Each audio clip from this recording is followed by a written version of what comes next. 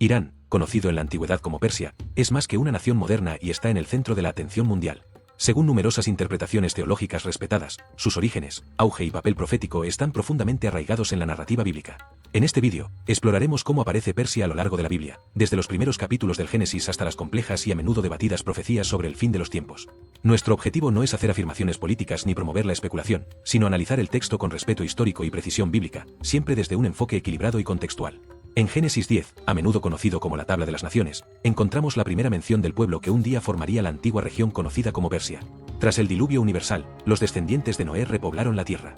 Entre ellos se encontraban Elam, hijo de Sem, y Madai, hijo de Jafet. Muchos eruditos consideran que estos dos nombres son las raíces ancestrales de los elamitas y los medos, civilizaciones tempranas que habitaron lo que hoy es Irán.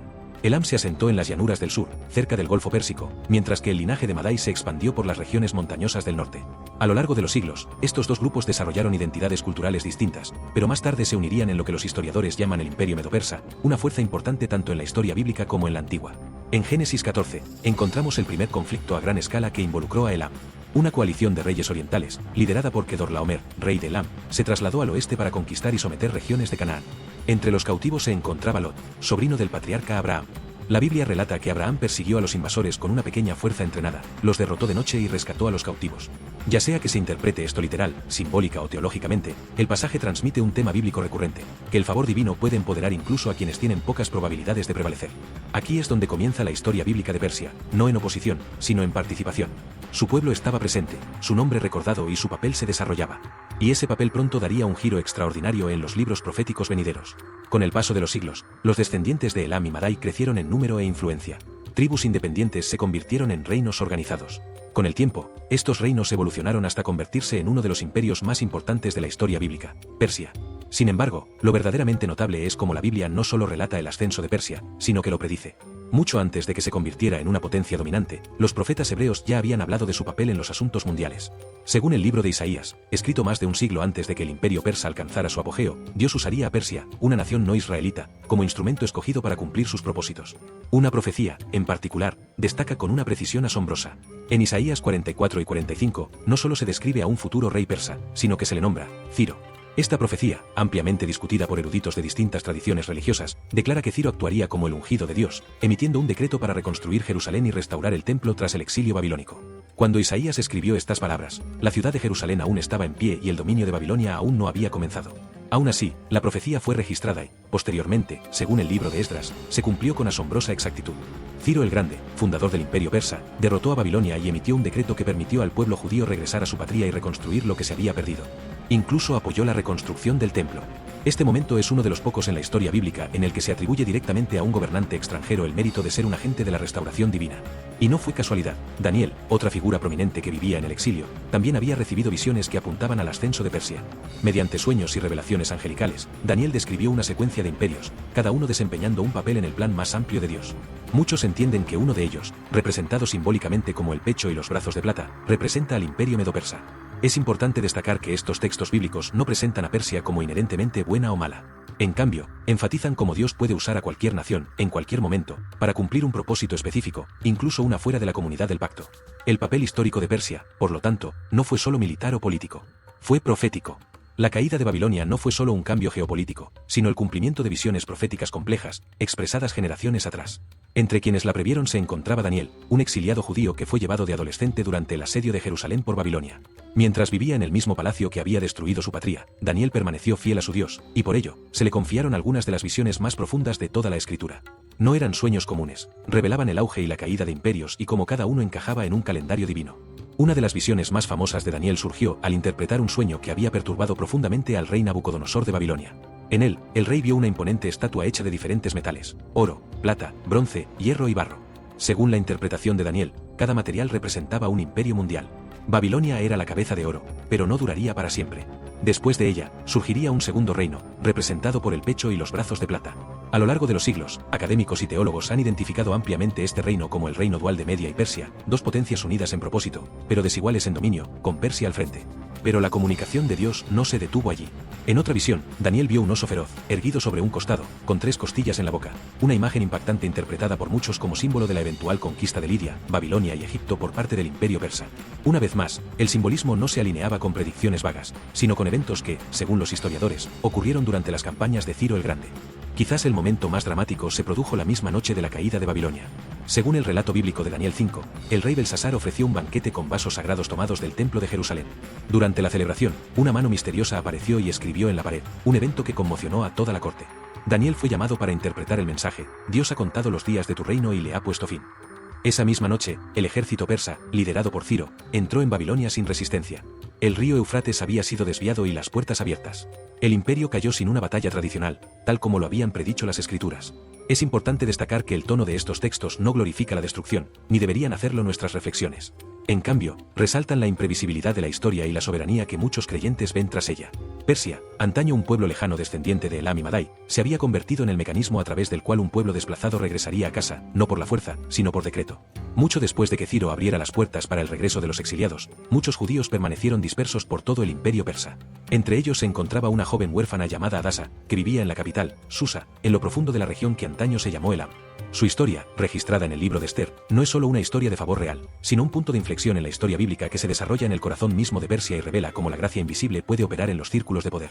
Cuando el rey Jerjes, conocido en la Biblia como Asuero, destituyó a su reina, comenzó una búsqueda real para encontrar a su reemplazante. Adasa, cuyo nombre persa se convirtió en Esther, estaba entre las jóvenes que fueron llevadas al palacio. Mantuvo oculta su identidad judía, bajo el consejo de su primo Mardoqueo, quien la había criado desde la infancia. Lo que se desarrolló fue una historia de valentía, silencio y providencia, todo ello en una tierra que una vez había destruido Jerusalén, pero que ahora albergaba a una reina judía.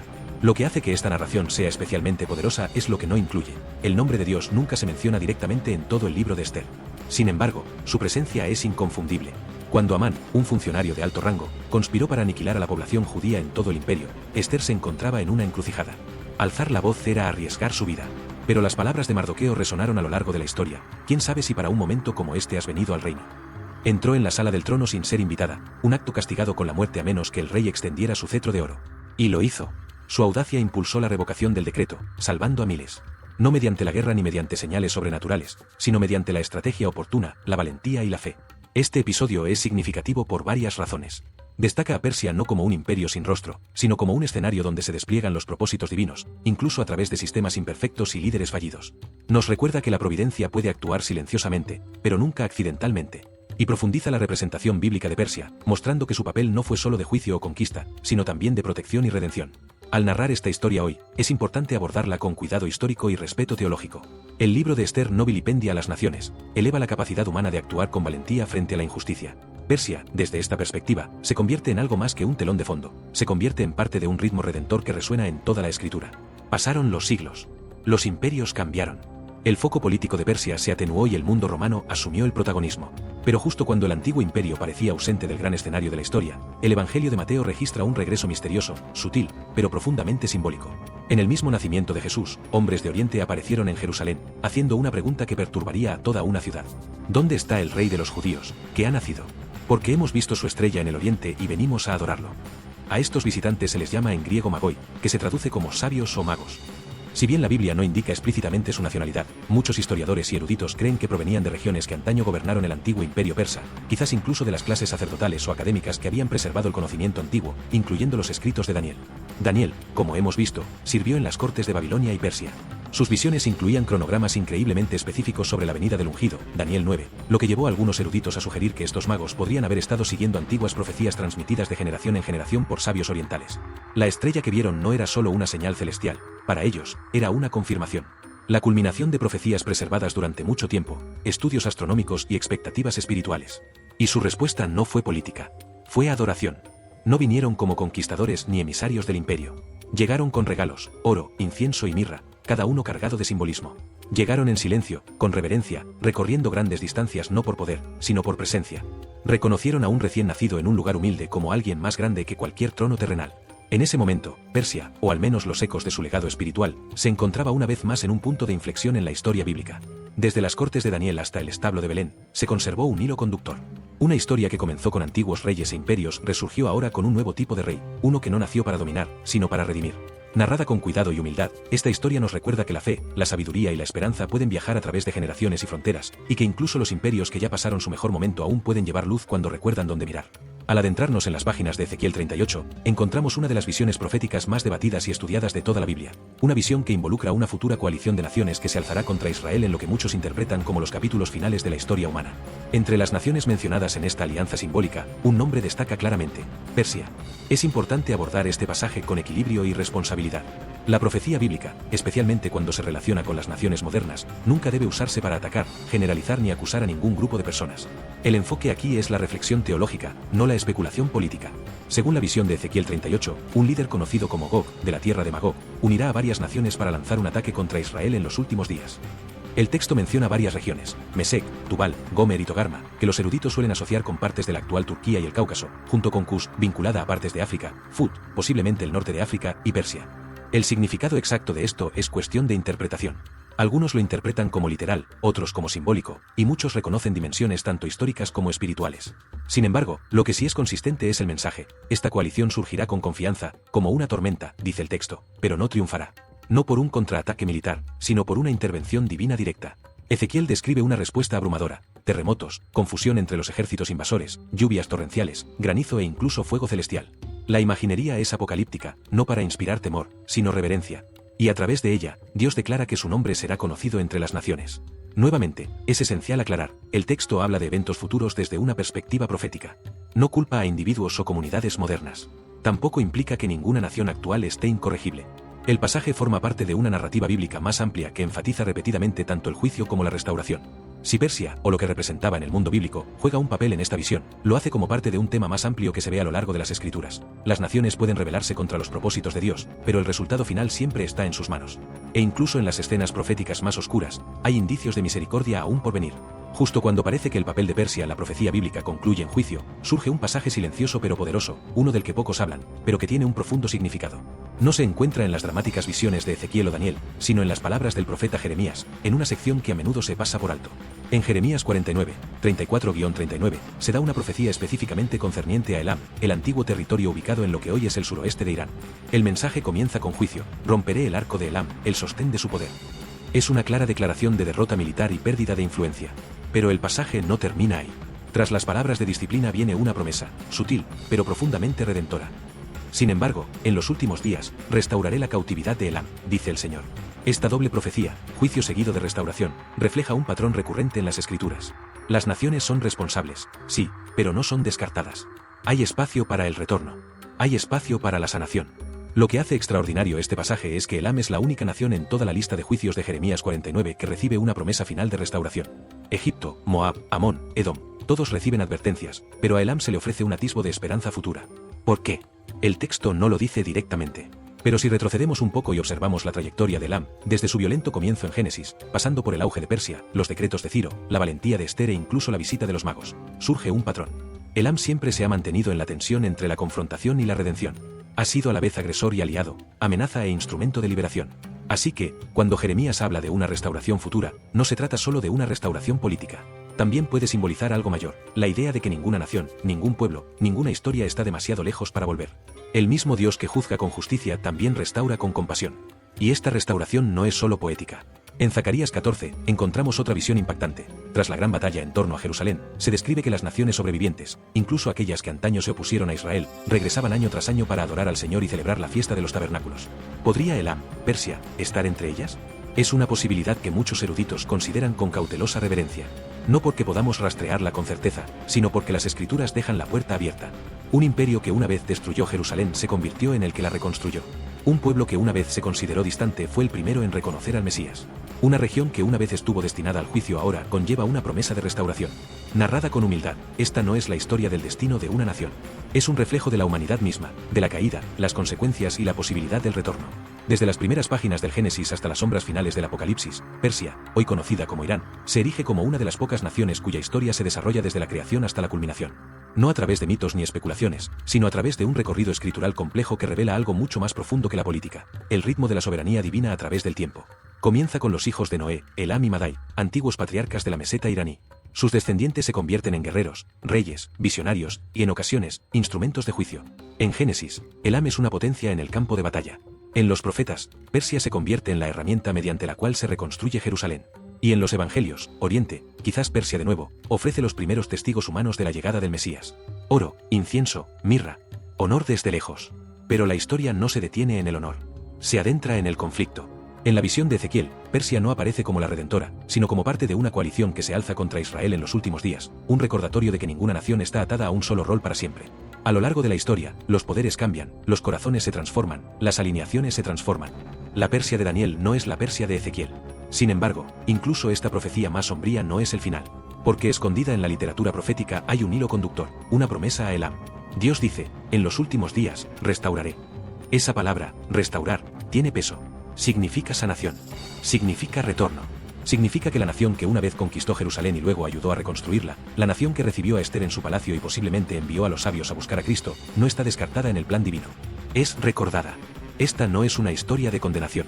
Es una historia de ciclos, creación, caída, juicio y redención. Un ritmo bíblico que se ve una y otra vez no solo en las naciones, sino en las personas.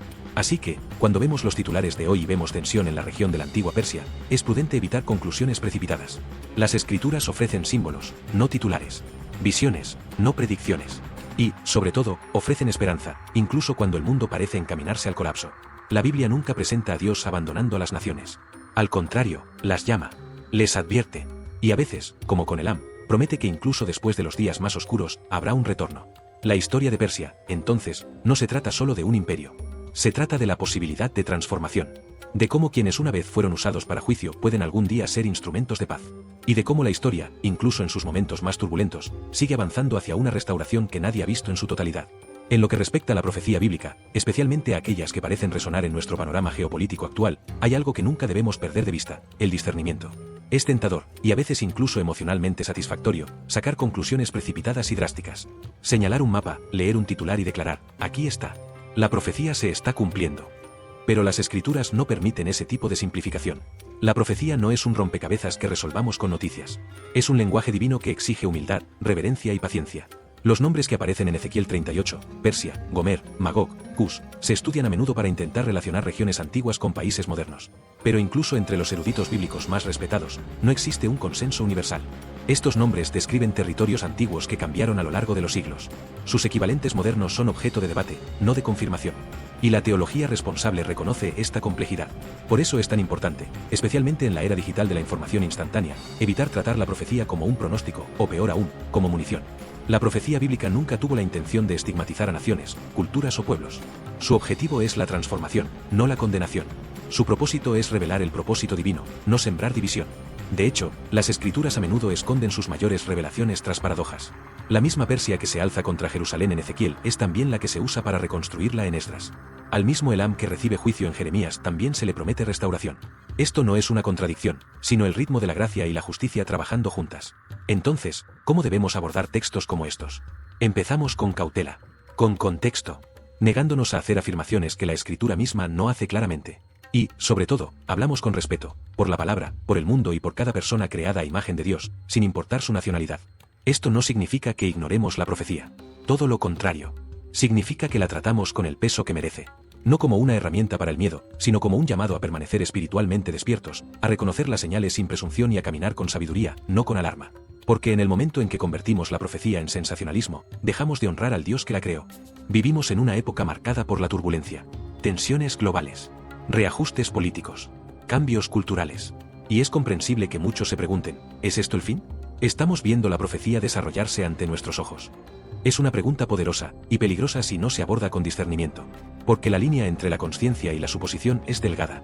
Y la diferencia entre la revelación y la especulación es la diferencia entre la verdad y la confusión.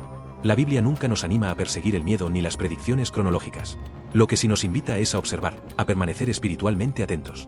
No a entrar en pánico, ni a asignar roles proféticos a los titulares, sino a desarrollar sabiduría en tiempos de incertidumbre. Jesús mismo advirtió en Mateo 24 que vendrían guerras, rumores de guerras, terremotos y hambrunas, pero que estos eran dolores de parto, no la conclusión. Son señales, no declaraciones finales. Y aunque muchas de estas señales reflejan lo que vemos hoy, las escrituras nos advierten que no saquemos conclusiones absolutas de los eventos de forma aislada. ¿Dónde nos encontramos ahora? Nos encontramos en un momento de convergencia. Una época en la que regiones antiguas como Persia, que antaño fueron prominentes en las narrativas bíblicas, vuelven a ser centrales en los asuntos mundiales. Pero eso no significa que la profecía se esté cumpliendo de forma automática o visible. Las escrituras tienen múltiples capas. Sus cumplimientos suelen darse en ciclos, parciales, simbólicos y definitivos. A veces se repiten. A veces se extienden a lo largo de generaciones. Nuestro papel no es etiquetar los acontecimientos mundiales como el cumplimiento final de versículos específicos, sino permanecer alineados con los propósitos de Dios, independientemente de la época. Preparar nuestros corazones con arrepentimiento, verdad y obediencia, no con pánico ni conspiración. También debemos protegernos de la tentación del sensacionalismo profético, la tendencia a convertir cada acontecimiento en un titular apocalíptico. Porque al hacerlo, corremos el riesgo de reducir las verdades sagradas a ruido. Y más que nunca, lo que el mundo necesita no es ruido, es claridad, paz, un fundamento espiritual. Así que, cuando vemos conflictos en Oriente Medio, o alianzas cambiantes, o inestabilidad global, podemos reconocer la gravedad de nuestros tiempos, sin forzar una narrativa que la Biblia no escribió. La Escritura es palabra viva. Habla a tiempo. Pero nunca exige que nos obsesionemos con descifrar el momento. Nos pide ser fieles en todo momento. Las señales pueden ser conmovedoras. Pero nuestra postura debe mantenerse firme. Si hay un tema que resuena desde Génesis hasta Apocalipsis, es este: la profecía no es fatalismo. La Biblia nunca presenta el juicio futuro como una trampa de la que no hay escapatoria. En cambio, una y otra vez, ofrece algo radicalmente esperanzador: la posibilidad de cambio. El poder del arrepentimiento. La oportunidad de regresar. Lo vemos en Nínive, la capital del imperio asirio, una ciudad tan violenta y opresiva que Jonás ni siquiera quiso advertirles. Sin embargo, cuando escucharon el mensaje profético, se arrepintieron, desde el rey hasta el ganado. ¿Y qué hizo Dios? Se apiadó. Una nación que estaba destinada al juicio recibió misericordia. Ese mismo principio se aplica a toda la Escritura. Ya fuera Egipto, Babilonia, Edom o Elam, la profecía puede declarar lo merecido, pero el arrepentimiento invita a lo inmerecido. Ese es el latido de la justicia bíblica: no destrucción, sino redención. Esta verdad es especialmente importante cuando se habla de naciones como Persia, la actual Irán, que aparece en las profecías del fin de los tiempos. Aunque algunas interpretaciones sugieren que desempeña un papel en conflictos futuros, la Biblia nunca dice que este papel sea permanente. No es una sentencia, es una advertencia. Y las advertencias, en las Escrituras, son invitaciones. Son la manera en que Dios dice: no tiene por qué terminar así. La profecía de Jeremías 49 lo demuestra. Después de declarar que la fortaleza de Elam sería quebrantada, el Señor añade: sin embargo, en los últimos días, restauraré la cautividad de Elam. Eso no es condenación. Eso es gracia. La historia de Persia está llena de tensión. Es a la vez la espada que hirió a Babilonia y la mano que ayudó a reconstruir Jerusalén. Es la tierra del coraje de Esther, y más tarde, parte de la coalición en la visión de Ezequiel. Pero a lo largo de todo, una cosa es constante: la disposición de Dios a redimir. Incluso cuando una nación parece encaminarse hacia el conflicto, Él deja espacio para la restauración. Incluso cuando el arco se inclina hacia el juicio, aún hay una promesa esperando: restauraré a Elam. Esto no es solo historia, es un patrón. Y nos habla a todos hoy. Ninguna nación está demasiado lejos. Ninguna persona está demasiado lejos. La misma tierra que una vez representó una amenaza, luego llevó la luz que anunció el nacimiento del Mesías. Entonces, ¿qué aprendemos de esto? Que la profecía nunca debe llevarnos al orgullo ni al pánico, sino a la preparación y la oración. Que la agitación mundial no es una señal para especular, sino un llamado a buscar a Dios con mayor sinceridad. Que, al final, la historia de la profecía no se trata de destrucción, se trata de decisión. ¿Cómo respondemos? ¿Cómo nos reajustamos? ¿Cómo regresamos? Todavía hay una pieza final en este viaje, un mensaje que une todo, no solo históricamente, sino espiritualmente. Uno que revela la verdad central detrás de todo el caos, todos los símbolos, toda la conmoción. Y en ese momento final, todo se aclara. Después del ascenso y caída de todos los reinos. Después del choque de imperios, el cambio de alianzas y la escritura de naciones en pergaminos antiguos. Después de los juicios, las advertencias, las promesas y las restauraciones. Hay una verdad que permanece, inquebrantable ante el tiempo, la política o la guerra. Toda profecía de las Escrituras apunta, en última instancia, a una sola cosa, o mejor dicho, a una persona. No a una nación. No a una coalición. No a una agenda política. Sino a un rey, un Mesías que vino una vez con humildad y que regresará en gloria. La historia de Persia, Elam, Gog, Magog, no son los personajes principales. Son piezas de un tablero que nos lleva al centro de la historia, Jesucristo. Por eso los magos viajaron desde Oriente. Por eso Daniel lloró por visiones que no comprendía del todo. Por eso Ezequiel vio fuego y Jeremías escuchó susurros de restauración. Porque en el corazón de cada visión, cada cronología, cada símbolo, hay un llamado a reconocer al verdadero rey. No al coronado por hombres, sino al coronado de espinas, y luego, de gloria. Las profecías no se escribieron para asustarnos. Se escribieron para despertarnos. Para recordarnos que esta vida no es casual. Que la historia no se desarrolla sin más, sino que está siendo dirigida. Y ahora mismo, tú y yo vivimos en las páginas que preceden al capítulo final. Un capítulo que ya se ha escrito. Donde los reinos de este mundo se convertirán en el reino de nuestro Señor. Y él reinará, no por un tiempo, sino para siempre. Así que la verdadera pregunta no es solo qué papel desempeñarán las naciones. La verdadera pregunta es, ¿qué papel desempeñarás tú? ¿Te dejarás atrapar por el ruido de la especulación o te anclarás en la verdad de la redención? ¿Perseguirás teorías o buscarás a aquel que tiene el futuro en sus manos? Porque la profecía no es un acertijo que descifrar. Es una voz que te llama a casa.